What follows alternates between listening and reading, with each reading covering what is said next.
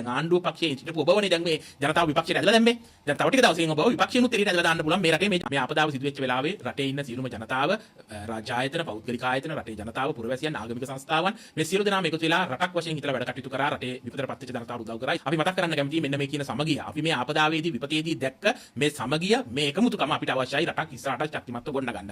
අපි දැක්ක මේ ආපදාව විපත ඇතුලේ තර පරණ සාම්ප්‍රදායික දේශපාලනය කරන කණ්ඩායම් ඒ සාම්ප්‍රදායික දේශපාලනය කරන කණ්ඩායම් කරන විපක්ෂය අපි දෙවන පරපුර නැහැ කියන එක අපි මතක් කරන්න ඕනේ. ඒ වගේම තමයි මේ විපක්ෂයට අපි කියනවා ජනතාව දැන් ඔබව ප්‍රතික්ෂේප කරලා තියෙන මොහොතේදීත් මේ කඩාකප්පල්කාරී වැඩ කටයුතු නොකර මේ රටේ ජනතාව වෙනුවෙන් වැඩ කරන්න පෙළගැසෙන්න කියන ඉල්ලීම අපි මේ විපක්ෂයෙන් ඉල්ලනවා. නැත්නම් ජනතාවගෙන් ඔබව දැන් ආණ්ඩුව පක්ෂයේ සිටපු ඔබවනේ දැන් මේ ජනතාව විපක්ෂයට ඇදලා දැම්මේ.